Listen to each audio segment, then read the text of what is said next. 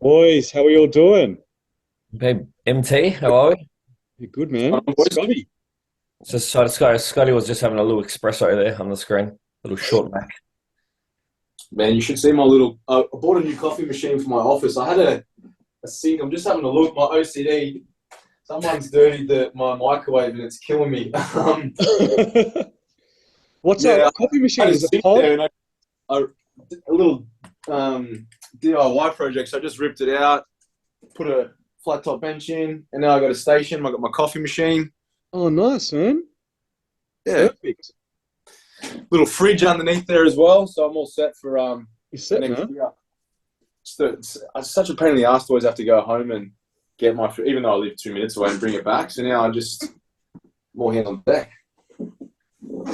How's everyone's week been so far? How you been going, MG? What's going Good on? man, really good. Things are pumping at the moment. Had something exciting. Had a wonderful new staff member start with us today, and I'm really excited. She's awesome. So I feel pumped today, man. I feel really happy. As you guys know, the line is about to launch, and she's Ooh, hectic with that. I won't say the name of the brand yet because it's coming out, but I'll just give.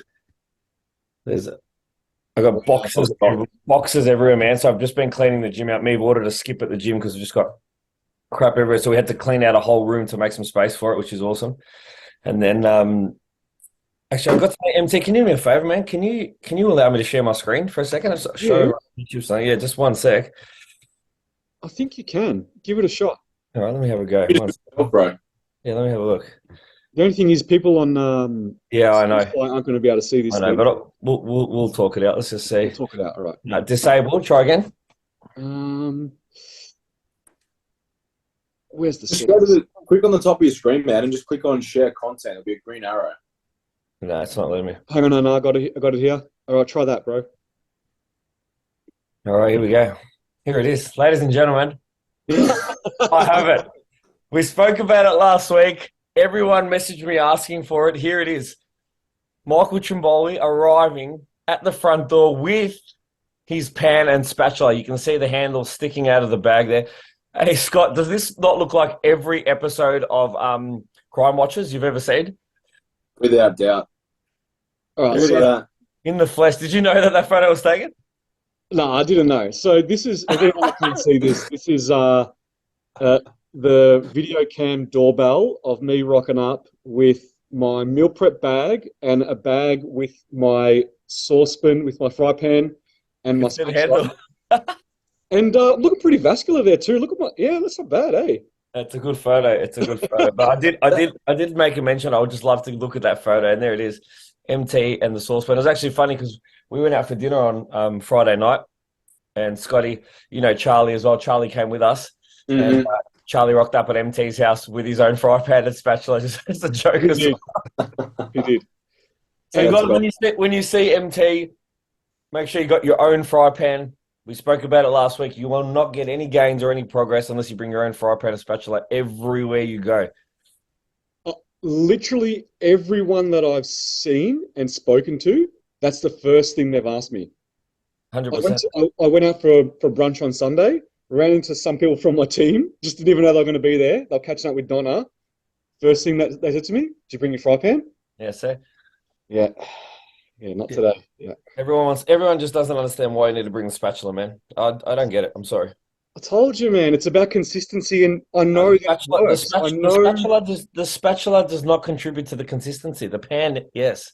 The spatula, I think you can use a different They go spatula. hand in hand. They go hand in hand. I know I set you a challenge this week. Yeah, go. Can you cook using one of her pans and spatula? Oh, no, I'll just use the microwave. Fuck it. No, you got to do it. Give it a go. I want to see if it really fucks you up, if it really gets in your head. I can't do it, man. Can't do it. You're basically telling me to go off plan. I can't do it. There's no calories in the pan. I can't do it, man. You know Have I'm you gonna got find a something out about you, and I'm gonna get you. You know I'm gonna get you, There you right? go. We go, hey, mate. This was just done without even having to do any hard work. This was great. So thank you to the amazing person who provided this for me. I think we know who it is. And for anyone who's on Spotify, we'll post it on the page. We have to. We have to, man. All right, all right. Fair's fair. All right, I'm off. There you go. All right, cool. Um, so the other day I put out a little question box to my followers on socials saying, I'm looking for some more people to follow. Um, who are you following at the moment that is and is an inspiration and also provides good content? So I got a couple of people that were listed out to me, so I started following some, and this really interesting thing happened. So this one person, I won't say who they are. They're pretty famous on socials. They're a female. They're a pro in their federation, and a lot of people do follow this person. And they're an idol and an inspo for a lot of people. And obviously, being this time of year, people are they're going out. They're being social. They're being flexible. They're enjoying themselves. They're doing things that maybe they've missed out on throughout the whole year. They're spending some time to recharge their batteries. And this person was going to a music festival. And I watched the story, and the story was like something about their last training session before they're catching up with their girls tomorrow to go to the festival and have some fun. I was like, okay, this will be interesting, fit and healthy Fitspo person going out to a music festival. Let's see how this goes down. Next morning, watched their story, and I was pleasantly surprised to see that they went to the supermarket and they bought all these fit and healthy treats to bring with them, including zero sugar alcoholic drinks.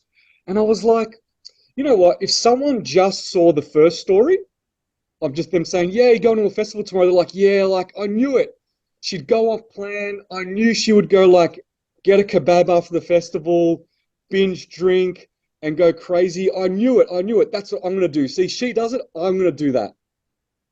If they didn't catch the second story, which was her then going, yay, I'm going to the festival. Here's all the good, healthy treats I'm going to have to make sure that I be sensible and reasonable and be a fit and healthy individual. So I thought that was super funny, but it kind of, lends to the fact of what is going to be going on for like pretty much majority of our clients and the majority of our listeners is, they've, I don't know about you boys, but none of my clients are going through a fat loss phase at the moment. Only the ones that are competing in season A.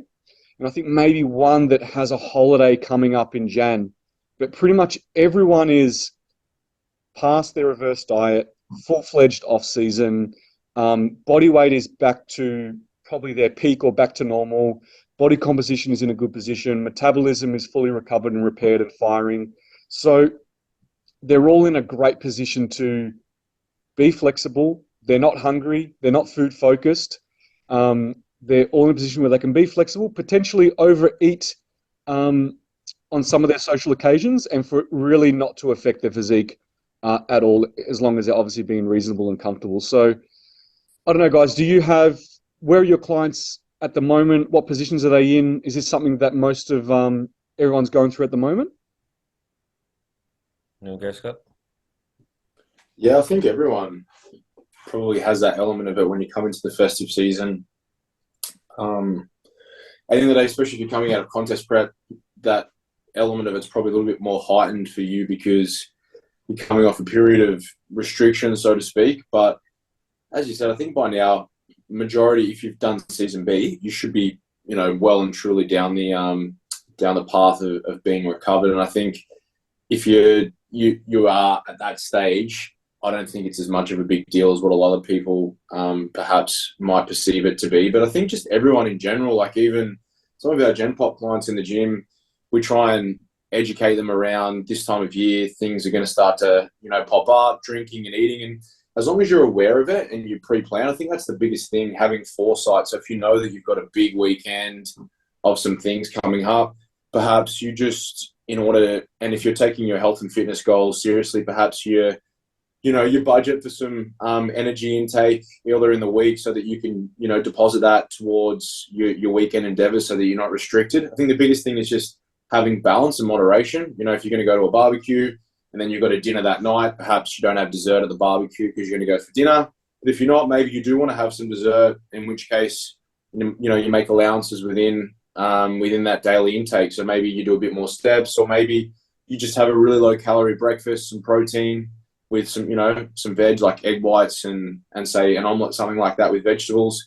And that way you can still enjoy it later on. You don't have to over-consume and overfeed at every meal. And I think once you understand that and you remember that food is going to be there tomorrow and the next day, and that you don't have to eat like an asshole to have a good time, then it's fine. But I think for a lot of people, it's not always food. It's actually alcohol. It can be a bit of a problem. It can be quite problematic where people just tend to overindulge in the alcohol, and especially at this time of year, it could be like wine and then snacky foods like cheese and biscuits. And even though they're low volume foods, they usually won't really satiate you, but they're actually quite energy dense. So it's very easy. You could just go to someone's house for some nibblies and then go home and have dinner, but you might have put down 1,000 calories just in that little nibbly catch up, 2 glasses of wine, cheese, pate, crackers. It can add up pretty quickly. So I think as long as you have some understanding of basic nutrition and you can make those allowances, that it shouldn't really be feared. It's just, like I said, foresight, planning, and just being sensible. Yeah, I just nothing really else to add except I just want to say nobody's really made any amazing achievements or decisions after drinking a shit ton of alcohol. No one stood up for an acceptance speech of something like really amazing and God, I just want to thank all the scotch I've been drinking over the last. Like, it just doesn't happen. Like, it just leads to such bad decisions. And for us, let's just put it back into context of what we do, right? As like competitors, coaches, athletes, Gen Pop living the lifestyle of, someone who lives and likes to be healthy. Nobody's having 1, 2, 3, 4, 5 beers and going home and having chicken and rice, right? It always leads to something else, leads to, a shitty meal or a fast food option. And then typically the next day you wake up, you feel like shit too. So most people won't train that day. And then the older you get, you start to get to our age. And then it takes 2, 3, 4, 5 days to recover. Can really throw a whole week out. So my piece of advice would be just try and stay away from it as much as you can. And believe me, there's fun to be had without the need to get shit-faced and tanked. Because we do it every week, right? We go out, we catch up, we go had a meal. We went out Friday night. We met up. We went and tried somewhere different. We had a little bit off plan. We didn't go crazy. We had a hot dog and a burger, and that was it. Then we went and had a coffee, and we were out for hours and hours, and we had a great night just talking shit. Yeah. So there is fun to be had without the need to get yourself fucking shellacked. I think as coaches, we've got to understand that sometimes our clients and the people out there aren't like us. Like, we want to be on point. We're really, really motivated and driven to nail absolutely every single day. And that's what makes us happy. And we don't feel the need to have a lot of untracked meals and to go overboard. It just doesn't bring us joy and happiness. But, let's just say majority of people out there aren't like us. And even though we have some amazing clients that have some amazing goals and amazing success, some of them don't have that strict mindset like we do. So we have to give them the advice that, your body's in a good position and your head's in a good position where it could handle that flexibility and enjoying yourself over this time of year. And really, it's 1 month out of the year that you can spend reflecting on the great success you had throughout the year and spending some time to recharge and maybe do things that you haven't had a chance to do. But, people will look on social media, and obviously people are only going to post their highlight reels. They're not going to show the fact that, 90% of their week is eating on point and only 10% is eating out at restaurants and partying, going to festivals. All they see is a partying, going to festivals. So just, make sure that if you're having a Groundhog Day and you're going to work and your day's pretty standard and it's to routine and schedule, then stick to all the healthy habits that you formed throughout the whole year and be on track and be on point the best you possibly can. But the days where you're socializing and your routine is different and you've got a Christmas party or you're meeting up with family and friends, then have those untracked meals, have balance, have flexibility. You're not going to undo any of your hard work if you be reasonable and you enjoy yourself. So leading into that, most people, we would say, Scotty, if they're in that position where they're not doing a fat loss phase anymore, they're fully recovered, they're at a good body composition, they're probably at their peak weight they really want to hit at the moment. we spoke about the phase of gaintaining. So most people are probably in the best position at the moment to gaintain. They don't want to do a fat loss diet because socially it's just not going to work at the moment. They're probably going to set themselves up for failure. They don't want to put any more weight on. So most people are probably gaintaining over this time period. So trying to maintain their body weight, still being in a slight surplus, training hard, getting stronger, and improving and seeing some body composition changes. So what I really want to chat about is, what are the benefits of gaintaining, and how can the body try to get people's head around the fact that they're maintaining weight but they're gaining muscle? How does that actually work? And why do we want to kind of maintain a specific body weight before we go into a fat loss phase again, especially if we've come into some new gains? Mm-hmm.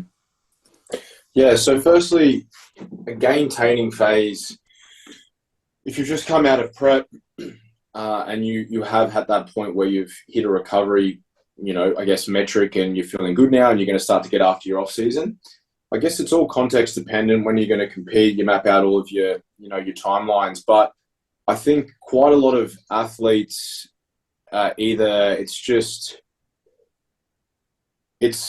either A or B. So I'm either bulking or I'm shredding. There's sort of no in between. And so, they're aggressively bulking or they're aggressively dieting, rather than the term gaintain. We're talking about, yes, we still are in a surplus, but again, it's the magnitude of that surplus. So if you're recovered, it's probably fair to assume that you have a reasonable amount of body composition on you. So you've got some body fat that's on your frame. So let's say that your maintenance calories is 2,500, so that that 2,500 calories based on your training day, you're going to maintain weight virtually every day of the week. So you might be shooting for, say, 2,700, or it could be anywhere from 2,600 to 2,800. It may vary, give or take a little bit. And so some weeks you might, your weight may not change. Other weeks it may minutely go down. Another week it might go up 200 or 300 grams. But when we look at it over, say, a block, and that's why we refer to like a bandwidth. So let's say that in an 8-week block, we're going to enter a gaintaining phase, and you may aim to be, if you're a girl, you are 65 kilos. I want to hover between sort of 65 and 66.5 max over, say, 8 weeks. So you're talking about like 100 to 200 grams. So like we said, first couple of weeks, your weight might slightly go up, then it might come down, and then it will sort of hover, provided that you have enough fat mass on you, and provided that energy availability is at a point where it is sufficient to support your training demands, your immunological demands. So again, we're recovered, we're healthy, there's no downregulation of anything that comes with a contest prep. You can absolutely build muscle within that environment. Versus if you're gaining at, say, 0.5 to 0.75% of body weight per week, yeah, you'll definitely be gaining some muscle, but you'll absolutely be gaining some fat as well. And then if you go by that, you may end up after 12, 14 weeks, if you're 20 or 25 kilos over stage weight, you're moving further and further away from where, your landing point is in terms to get on stage. So that's the battle of the off season, eating enough so that you can train hard, recover well, and obviously accrue new tissue, but not to the point where you're miles and miles off where you need to be. You've almost got to do a contest prep to get into pre-contest prep shape, because you're just wasting time dieting. One of the biggest things that I always preach to all of my athletes is that we want to mini cut as infrequently as possible throughout the improvement season, because every week that you're dieting, essentially you're not accruing new tissue. So we want to be able to do that. And again, if you're in a 150 to 200 calorie surplus a day, that is, and again, looking at the parameters that we spoke about, making sure that energy availability is there, you're getting enough sleep, your protein intake is where it needs to be, so that you're synthesizing more protein than you're breaking down, then you can absolutely build more muscle. And so over the phase of, say, 6 months, if your weight's only gone up 2 kilos or 2.5 kilos, but again, training's great, sleep's good, you're ticking all those boxes, there's a very good chance that a large portion of that is going to be muscle tissue. Yeah. Versus the guy, which, everyone will know someone who's like, oh, I've put on 20 kilos in the last, whatever it is, 9 months, I'm 10 kilos of muscle up. unless they're using drugs, which even then I doubt that's really possible. They've just gained a whole lot of fat that they're going to have to waste time dieting off. So, and it's typically the younger generation that you'll hear that. You get a lot of that in your commercial gym, where under the down lights they're flexing and you can almost see an ab line. I've still got abs and I'm 30 kilos over stage weight.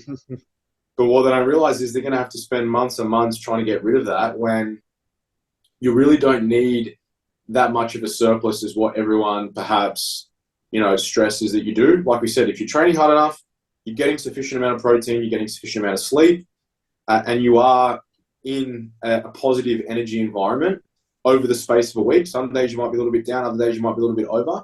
Then you'll be able to make gains. And I think if you look at the top athletes within each category, I know definitely within the men's categories, they don't get overly fat. And don't get me wrong, you still want to push the limits and put on some weight. And people might be sitting there thinking, well, you're a bit of a hypocrite because you were sitting on here telling us you eat 5,000 calories. It's all specific to the individual. So if you're at a stage where if you need to eat that amount to maintain that sort of bandwidth, then that's what you need to do. But if you can get away with it on less, like some people, their food may not. I know I've got guys that they don't really eat above sort of 3,300 calories because they just get a little bit too soft. But they also sit behind a desk all day. They're not very active. So it's all specific to the individual. But I think if you are someone that is coming out of contest prep, this is a really good time to Gaintain. It's not like, I'm going to start my bulk phase now, and it's just it's an excuse so that I can eat like an asshole and just gain heaps of weight, but I'm bulking into the off season. It's okay. If you want to do that, that's your choice. There's nothing wrong with that. But is it optimal? Probably not, because again, you may gain 4 kilos in a month, and then you're going to be stressing that I put on so much weight, and you're probably going to have to mini cut earlier than perhaps you had planned because you just got a little bit excited. So what about? It's definitely underutilized, and I'm a really big fan of it. And to be honest, I'm literally going to be employing that. I've got probably only a few more days left of my pre-prep phase, and then I'll literally enter a gaintaining phase up until about April, and then I'll start prep. So within that, I'll allow for there'll be around about maximum probably 3.5 to 4 kilos that I'll regain between now and April. So you're thinking at like a kilo maybe per month, whilst bringing food back up and being in a controlled state versus just saying, I'm going to go from 2,800 back to 5,000 calories now.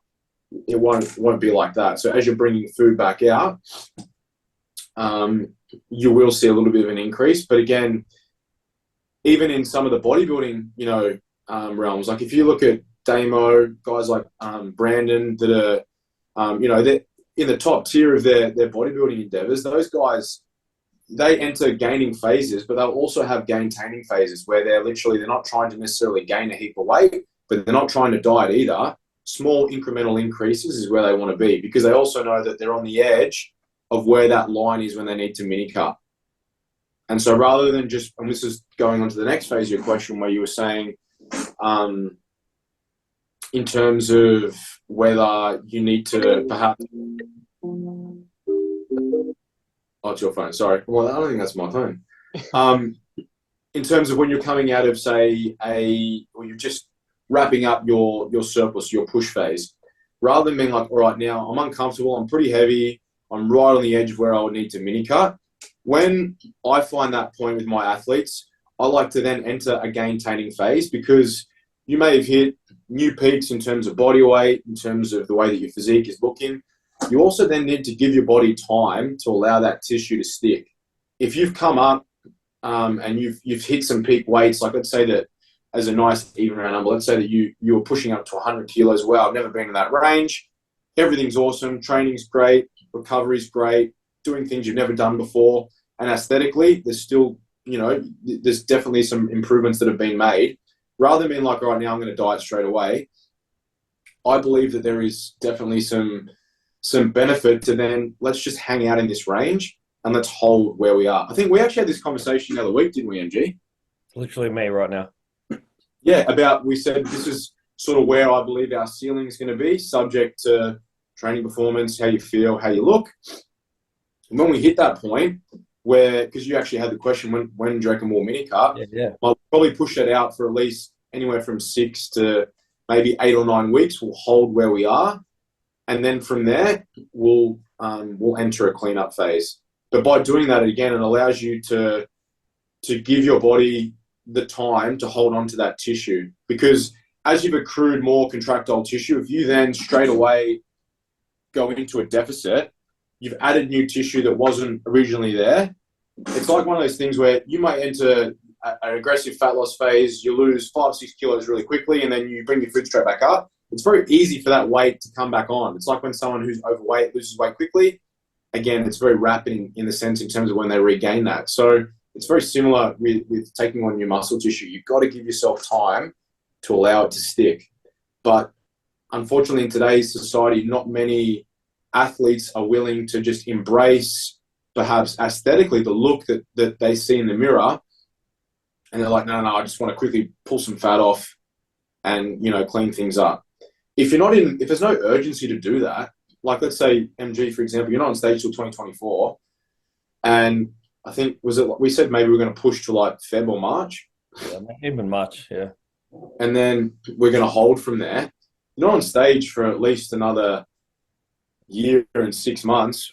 Why rush? There's no need. If all those boxes are being ticked, and again, we can give your body time to hang on to that tissue, why would we not do that? Just for the sake of you feeling like, I want to look a little bit better. Now, it's different if you're like, I physically can't get in any more food. I'm almost vomiting after every meal, and training's starting to get sluggish. That's a different story. But if you're getting to that point, then perhaps you can just pull back a little bit and reduce the magnitude of that surplus. And sometimes that's what we'll do as well. Because your maintenance might be at like 3,400 and you might be eating 3,800. So let's pull you back to say 35, 50, 36 and see where we're at. So, and even if you went into a slight deficit, perhaps, again, if you're the heaviest that you've ever been and you've got sufficient fat mass, then especially, and this is why in the early stages of a contest prep, you could technically, provided the deficit isn't too aggressive and you've got some fat mass, you could still technically gain muscle mass if you're synthesizing more protein than you're breaking it down. Because if you've got enough substrate that you can utilize from lipid, from carrying that body fat, then definitely it's achievable. Now, when we're at the back end of a contest prep, different story. Yeah. So actually, when you think about it, kind of we're tying this off now, is this time of year is probably your best bet to gaintain. No one wants to fat loss. It's not congruent with the social norm at the moment anyways, and they can't adhere to it because of all the socializing they have going on at the moment. No one really wants to get fat over this time either, so they don't want to go through an aggressive build phase. So gaintaining is probably the best phase to be in during this time of year. It allows you flexibility, training performance is still really good, you can still getting a little bit of a surplus, you can be social, and you can still make some gains. And then coming off the back of Jan, you can either go through a fat loss phase, if that's what you want to do, because now any new muscle that you've had has now stuck by now, or you can continue to go through your build phase and be a little bit more aggressive coming off the back end. So, yeah, I think the hard thing that we see a lot is the time of the year. It's warmer. People do want to look leaner, and people in their mind do want a mini cut, but they're just not willing to take the sacrifice that comes for this type of year. And I don't think that you should. I think it's, I don't think it's a good strategy to do. And I think one of the things that we see as coaches, and why, and this is very typical with someone who's potentially competed only maybe 1 or 2 times, or it's their first season, is you've achieved this really lean stage physique, which you correlate a lot of happiness to because, you got a shitload of compliments. It felt nice. Everyone congratulated you. And it is an amazing feeling to be that lean. So you correlate a lot of your happiness and success with that. So as that body composition starts to get further and further away from that point, that's what they say, the post-comp blues, right? You want to get back to what that was. All right, we've all seen it, right? Everyone wants to go back to that. And unfortunately, so many people waste so much time not progressing because Scott hit it on the head earlier. It's like we go through a recovery, we do a small bulk. Oh my God, I have to mini cut straight away. And then they just get to the point of being uncomfortable. And the first thing they want to do is get out of it. As soon as the down regulation disappears, the hunger signaling, all these things disappear. It's like, okay, I'm ready for my mini cut again. And I just think that is a terrible strategy. And I think the longer you are in the field and the longer that you compete or an athlete, the more shows you do, the longer you want to stay away from that stage lean and the more time you want to spend in that surplus. Because if you look at the pros and cons of both and you look at being stage shredded, there's one amazing pro, which is you look freaking amazing. But you go to the other end of that when your composition is a little bit high, body fat levels are high, your muscularity is up, everything else is better. Everything else. Training performance through the roof, recovery through the roof. Like I'm now, feeling like I want to spend so much more time in that phase and push things out as far as I can. Whereas in my early days, I 100% put my hand up and say, as soon as I got to a position of being uncomfortable, I wanted to get out of it straight away. Yeah. I wanted to get back to a composition that I correlated all my happiness to, which was when I had shredded abs. Whereas now I'm the complete opposite. And I think a lot of that comes down to the factors that are in your life. MT, we've spoken about this before. It's like I've got so many other things now that bring me so much joy that the aesthetic of my physique isn't even in my top 5 anymore. But back then it used to be. So, that's part of it too. Now, obviously, amazing relationship, business, friendship circle's amazing. Everything's great. So there's so many other places I take my joy from that the physique's not one. So I'm willing to be a little more uncomfortable in the position of my body from a visual and aesthetic perspective, which is allowing me greater performance and greater results. Fact, like my numbers are just in uncharted territory at the moment. And the reason I asked Scott, last week as to, where do you think the ceiling is? How far do you want to go? Not because I'm eager to get out of it. I'm curious as to where his head's at with the numbers. And the example Scott gave before, which is pretty much where we're at the moment, sitting around the 97 marker, going to try and sort of keep continuing to push this up at a very slow rate to about 99, which will take us sometime around Feb, maybe March, and then hold that probably all the way through to June, and then reassess where the composition's at that point in time, and potentially look at doing a tidy up at that point. But that's like, we're talking, that's really 9 months from now. And I competed in April, so that'll be almost 17 or 18 months without any sort of mini cut. And most people won't undergo that process because they're not willing to make that investment. Yeah. And this is the thing, everyone who knows me, all my athletes will know this analogy, but I always I use the analogy in terms of building a physique, in terms of either you're making withdrawals or you're making deposits. So every time you're going to compete, how much of a deposit have you built up over the improvement season before you cash in? And then obviously you go and buy your house, so to speak. So if you're withdrawing because you're worried about, perhaps I'm getting a little bit too soft, whatever, versus just taking your time and trusting that it's going to be worth it, until you've gone down that path, and again, only the people that really have given it that time, you will see night and day. I've got an athlete, everyone should have a look at him on Instagram. His name's Ethan. He's a fitness guy. The improvement that this kid has made in the space of, since when, 2021, in the space of like 16 to 18 months, he hasn't gone through one dieting phase.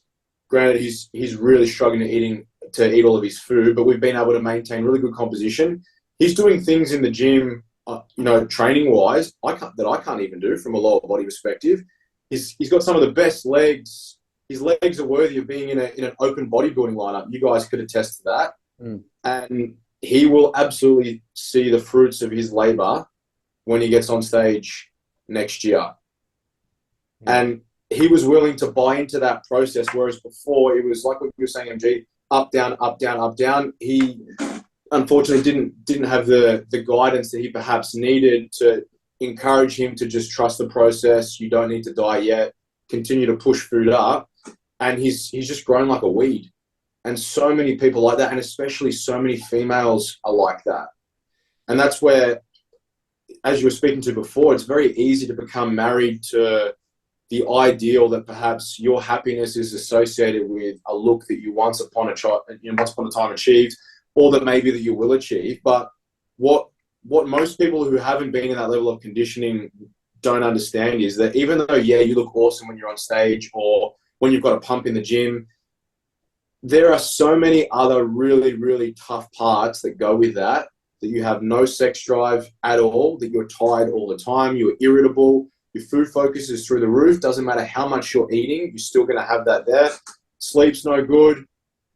In some ways, all you want, I know for me when I'm at the back end, other than getting on stage, I just can't wait to get fat again, as in to get some fat mass on me so that I can get back to the stage where you're at, MG, because that is so much more enjoyable when you're looking at the pros and the negatives column. Like, yes, the pro column is that you get to unveil and display all the hard work that you put in. Like, in terms of validation from others, some people like that, I could give two fucks about that. It doesn't mean anything to me. It's about seeing what you've put together and what you've built in the improvement season. But as soon as that is done, then why on earth would you want to carry all of that weight that comes with that when you could go back to having everything, food, feeling good, all those negatives that we spoke about, they're gone. If I could take a pill after getting on stage to get back to being 100% like recovered, feeling good, if it meant that I'm 12, 14 kilos away from where I was, I would do that rather than have to spend the 10 to 16 weeks, because that would be so much more efficient to then just be able to bang on back to business. And just start performing straight away. Yeah, you'd be able just to perform. Absolutely. Yeah. And start making deposits again. Instead of just taking my time worrying about, oh, if I've gained a little bit too much weight this week, stressing about this, just get back to improving. And if you're going to be a seasoned competitor in this game, that's the mindset that you have to take, because every year that you compete is obviously 1 year that you're not going to get back. And I'm not saying that you can't compete into your 40s and your 50s, but you get to that point where you're going to get to a stage where maybe you're going to compete religiously without fail every 2 years, in which case the time that you have to improve is very limited. So why on earth would you want to waste any of it stressing about trying to hold on to your abs? Yeah. Yeah. So if you're someone that is listening and you mini cut every 8 to 12 weeks, you're missing opportunity. Especially if you want to be competitive and be the best competitor you can be, for sure. Yeah, absolutely. Yeah. Ask yourself, are you making deposits or are you making withdrawals? And that's what I say to everyone on a daily basis. Like, is what I'm doing, am I making a deposit to the account, or am I withdrawing? Because at the end of the day, if you've got more deposits than what you do withdrawals on a net weekly basis, that's how you improve. It's that simple. Powerhouse financial advising. Yeah. And you can relate, bro, because you used to be a banker. And a financial advisor, both. There you go. Exactly right. So you make those deposits and then you get a nice investment strategy. This is how I knew that it was going to work with me and Scott. When we had our catch-up many moons ago, he started talking deposits and withdrawals. I'm like, it's my guy. That's my guy right there. You know what's funny? Yeah. Like, I use the same thing, because I say cashing in your chips. Yeah. When you go to do a comp prep, you're now going to cash in all your chips. Yeah. Yeah. So I use the same analogy. But, you know, we got questions about body image, being uncomfortable when you're putting on weight, and navigating your body image during a build phase. There's a couple of things. Firstly, majority of females are never happy with their weight and their body image in a build phase. That's just the way it is. Like, it's rare that I have a client that just loves their off-season body, right? Loves it. And it's kind of, I get it, right? Like, as we said before, being lean, it feels awesome. You look awesome. You get so many compliments.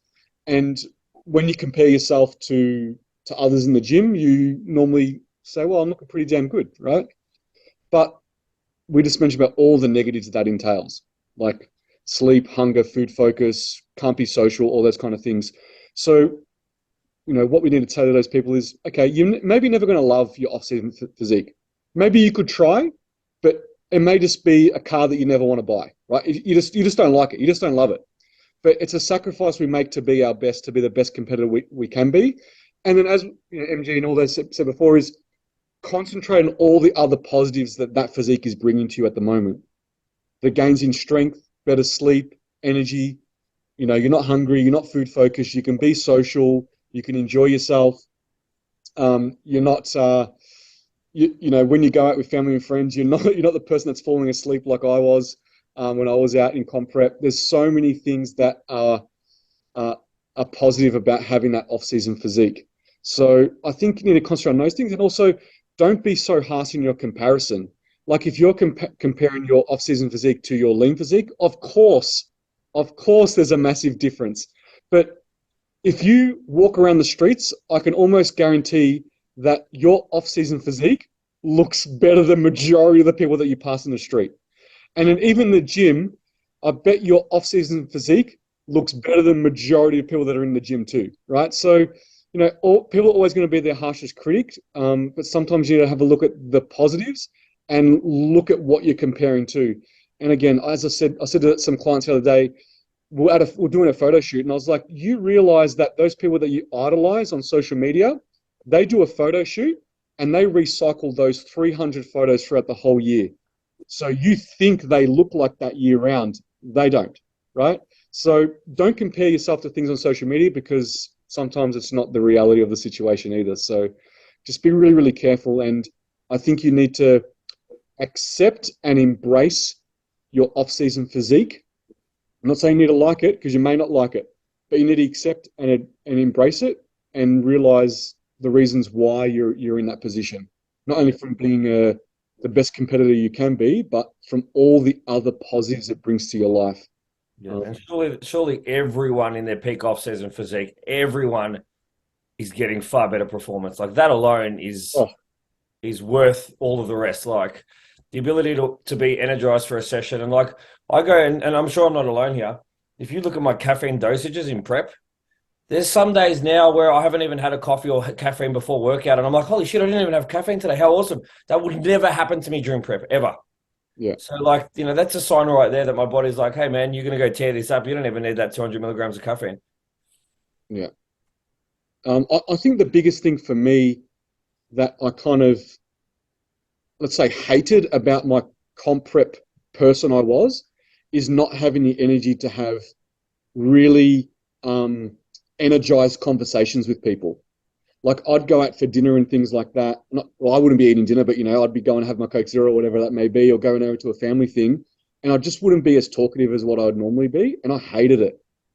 So I just didn't have the energy. So we want to thank you for being so energetic on the Prep Coach podcast for 20 of the 26 episodes in prep, because nobody could freaking tell the difference. Maybe this is where you spend all your energy. You're like, I got one good conversation in me for the whole week. No, you got Monday check-ins and then one podcast Wednesday, and that's you done for the week. I honestly would have my most caffeine on a Monday check-in day during comp prep, 100%, 100%, to make sure I could just get through all my check-ins and not sound like a sloth and actually have some energy when I was responding to check-ins. Side note, very interesting thing. Tell the people how you have your caffeine intra-workout during comp prep. Me? Yep. When I have my coffee while I drink? Yeah, but you drink it with protein powder. Yeah. Yeah, so what do you do? So you make an instant? I make a coffee, a really, really long coffee, and I shake up some protein in a separate shaker, and then I pour that into my coffee as my milk for my coffee. And that's what I sip during my workout. There you go. Yeah. Got any thoughts? Sounds horrendous. The things that you enjoy during prep that you realize. True. Sounds horrendous. Yeah, probably not. Could be way better, but you know what, man? If it serves you purpose and it gets it done, and you perceive it as like, Jesus, I've got so much energy, then especially if is it instant coffee as well? Yeah. So you're not even really getting a whole ton of caffeine either. You're actually not. You're not. Hey, MT, are you still having canned fruit at night now that you're not in prep? I'm curious. No, I'm not. Yes. I would have to have a meal before bed, so it would tire me over and I wouldn't wake up. Now I don't even need to have that meal before bed. I don't need it. The pizza's gone. I'm off majority of my sleep sups. I think only the other night I was overthinking something a bit too much, or maybe thinking, and I actually got up and I took my sleep sups. I was like, I'm not going to sleep tonight. I better go take them. But pretty much since prep finished and food came up and I wasn't needing to have that meal before bed, I was falling asleep fine, and I didn't need my sleep sups, and I didn't need that meal before bed. Yeah. Things change, and these are all the things that you do during prep to make things work, and the sacrifices you make. And then in the off season, you obviously keep those same habits, but you just modify them slightly because some of them aren't congruent with what you need to do at the moment. Now, let me ask you: do peaches sound appealing to you right now? No, man, peaches, pineapple. Yeah, pineapple, 100%. Oh no, no, they're good. Man. Like, don't, no, they're good, man. All the food I ate during prep, I still love now, and I Yeah, still have now, just more of it. There's yeah, nothing really that I ate was like, why the hell was I eating that? It's disgusting. yeah. So, like, the one thing for me is like I eat a ton of egg whites during prep, but as soon as like I'm back to reasonable food, I just have whole eggs. Yeah, yep, totally. So, like, there's a little switch, and like the type of fruits, like I would just have like raspberries, blueberries during prep, maybe Yeah, banana here and there. yeah. Whereas now the like pineapples all the time, all the time. I would have pineapple during prep, but just like pre-workout. Now I'll have it. I have pineapple before bed now. I don't know, I just Yeah, love it. pineapple's good. Hey, Love pineapple. actually, Matty Orchard the other day when we were training together and we had a You know, post meal, he man, had pineapple in his rice. I said that pineapple Yeah, chicken bro. and I've been barbecue doing sauce. that. Why haven't I done that yet? Why You're haven't I? sticking your stir fry veggies, man. So pineapple, if you stick it in your the In your famous pan, MT pan. bro, with your spatula as well, Oh man. yeah, Oh You know what I mean? man, yeah, pineapple on MT spatula. It just Whoa. burns it a little bit, and then yeah. with your flow and your wrist mobility, you flick it around. You add the rice in. That's a good idea. It'll be a Because treat. no, You'll be because Mobility. because I'm literally reheating my food in my pan. So all I need to do is just chuck some pineapple in there while I'm reheating it in my pan. I'm good to go. Yeah, and if it's rice that's already been cooked, another little hack secret for you. Yeah, You boys have carbohydrates at your disposal. Just a little drizzle of the pineapple juice. The key is you got to buy the pineapple if you're getting in the can in juice, not in syrup. Yeah, Just 100%. drizzle that over the top of it, a little bit of yeah, moisture just down, and it just brings that rice back to life.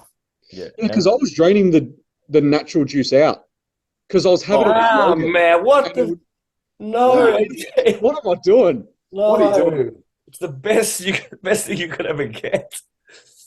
Hey, I'll give you another one. I think I might have said this once before on the podcast, but just try it once. Basmati rice, Yeah. sliced chicken, banana, peanut butter.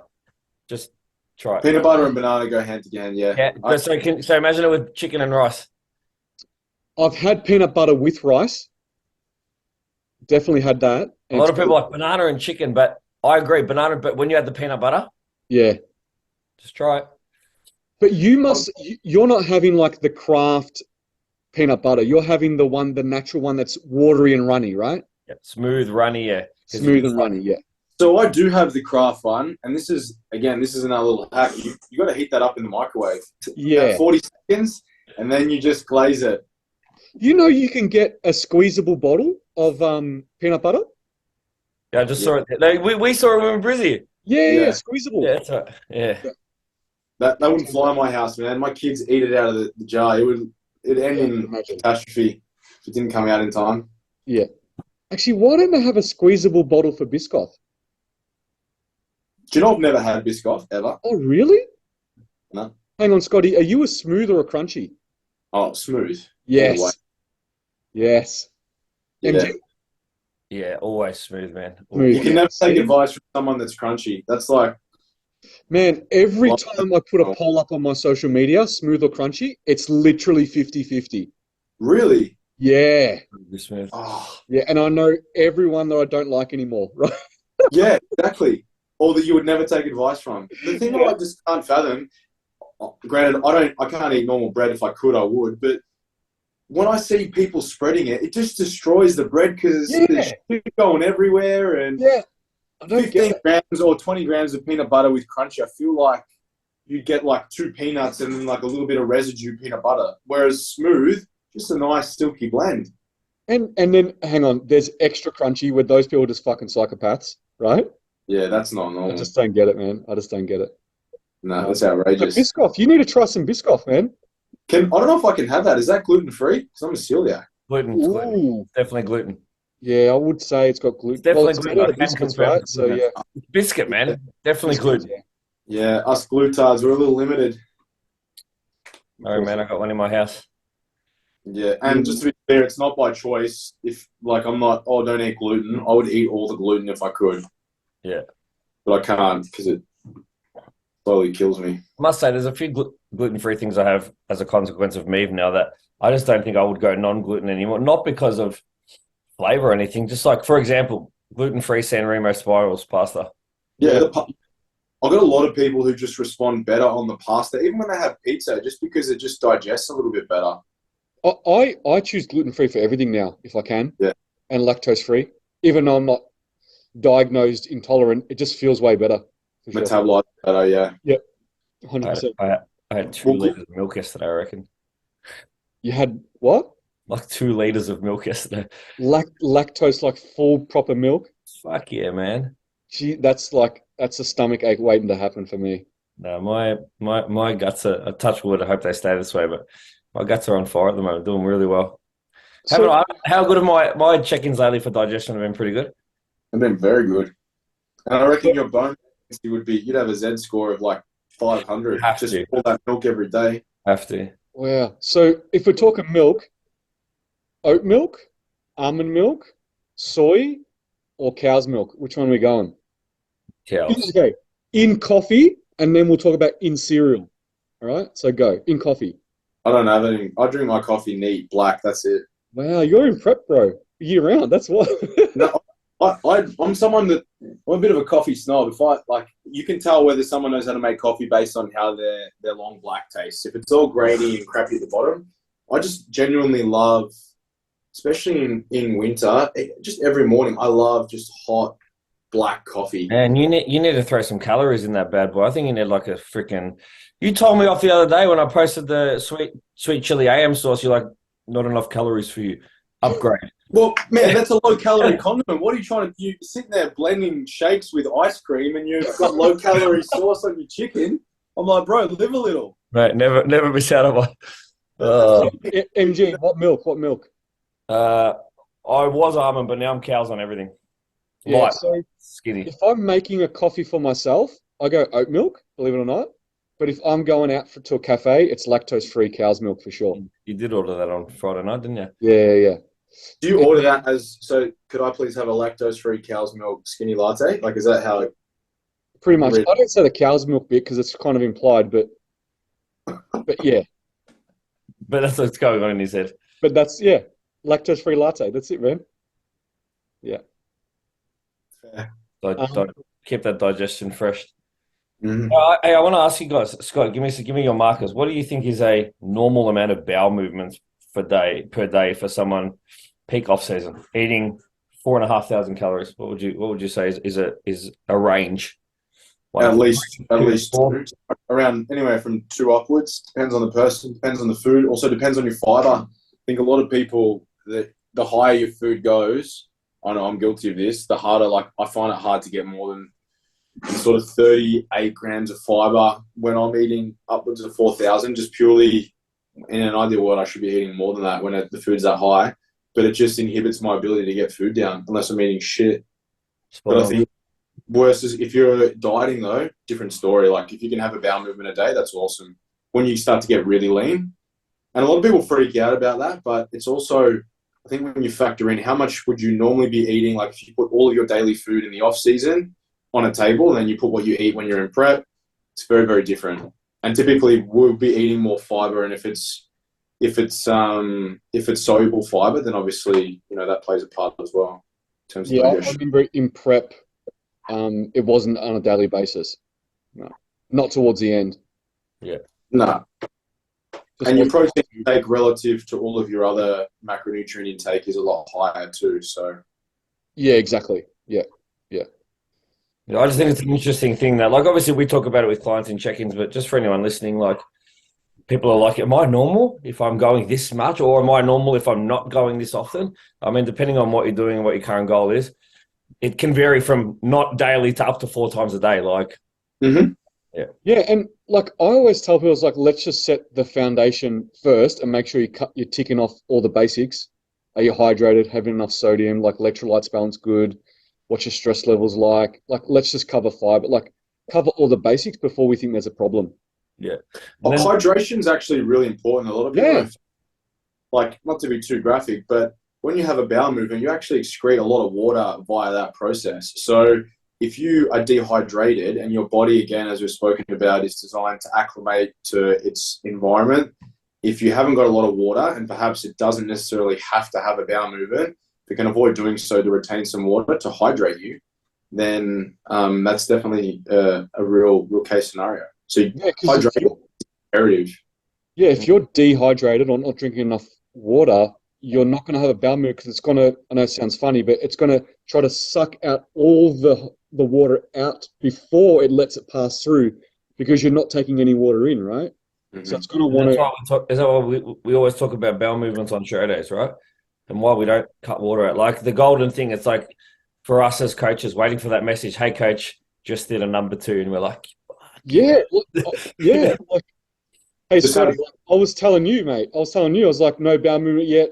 Think one's coming. Yeah, finally came. And then like we were like celebrating, like, yay, bowel movement on show day, yay. I just thought that you guys didn't need to FaceTime each other while you're on the toilet. That was a bit... Yeah, we probably went too far, didn't we, Scott? No, no, we didn't. That's but these are things. These are the 1%ers that make a difference, hey? Or Absolutely. the 2%ers, whatever. Clever. Very good. Yeah. Very good. Yeah. All right, boys. Hey, we'll leave it there. But I'm keen for our session, our Prep Coach podcast session next Sunday. Sunday the 11th. Yeah. Absolutely pumped. You hopefully will notice us. Hopefully there may be some new Prep Coach podcast merch. Yes. The 3 of us might be in. We'll see. Hopefully all goes well. So we look forward to seeing everybody there. I'm excited. When you say, guys, just come straight up to us. 11, isn't it? Yeah, 11. Yeah, on the 11th. Yeah, at 11 in Bayswater. Amazing equipment. I can't wait to just have a lot of fun there. Get after it. Yeah, have a lot of fun. Did we say we're training pool? Is that what we said? Yeah. We'll see. We're going to do a bit of everything. Yeah, we said we're just going to go. Just going to do it. Yeah, we're just going to do a fun session for sure. Awesome. But yeah, come up straight away. Jump in with us. We'll do a couple of sets together. We'll do an exercise together. We'll mix around. It'll be fun. Yeah. Bring your spatulas, MT, or bring your 5-pan spatula. All the baby powder, as many AM sources as you can get. Yeah. Yeah, you know what you need to do between now and then, bro? You need to buy the full strength sweet chili and then let me know how you find it. You mean the Trident? No, wait. You mean the Trident one? No, the Arms one. Oh, cool. You know the other one, the Trident one, right? Yeah. So, like, it's freaking incredible, but I think it's 13 grams of sugar per 20 mil. Okay. Wow. I don't know what the other sweet chili one is. It's definitely it'll be 8 or 9. It'll be 8 or 9, I reckon. It's just thicker, but it actually tastes. It's really, really nice. It's not too sweet, but the actual the solution is a little bit thick, which is a bit annoying. The light AM that we all thrash, when you mix that with basmati rice, it's almost a bit liquidy, but it actually coats the rice a little bit. So that's why I like it. Yeah, no, it's good. Are you putting it after cooked, or are you cooking with it, or after cooked? Always after cooked. Yeah. Yeah. Otherwise, when I cook, I've cooked with it before. I find it just disappears. It reduces down. Yeah. Okay. Disappears to non-existent. Yeah. I mean, maybe if I was using your fry pan and your spatula, maybe different story. But for us basic bitches, it's just doesn't work. Yeah. Okay. So pineapple juice and pineapple. Got ya. That's what I'm doing this week. Okay. Have you actually mentioned what brand is the fry pan spatula? Give them a plug, bro. Yeah, Use your platform. Man, the spatula is probably like Kmart. Okay. Yep. The fry pan, I don't know. I have to go through. Go grab So it. Go grab it right a now. spatula, head down to Kmart, and then just put in your checkout. It's just code MT for a little debate. For a 15% saving. Yeah. Watch spatula sales go up. Oh, I know. no. I'm going to message Jen and say, make sure you head down to Kmart and pick us up a couple of new spatulas. Make sure it's a plastic spatula because the steel one's just going to scratch it. Man, you want to do something you haven't done before in the bodybuilding word? Michael Trimboli, House, sponsored athlete. You know the homeware shop? Oh, yeah. Yeah, let's make that happen. When he's not lifting weights, he's a spatula endorser. Yeah. Yeah. We love it. All right, fellas. Take it easy. Leave it there. Have a good one. I'll chat to you soon. Boys.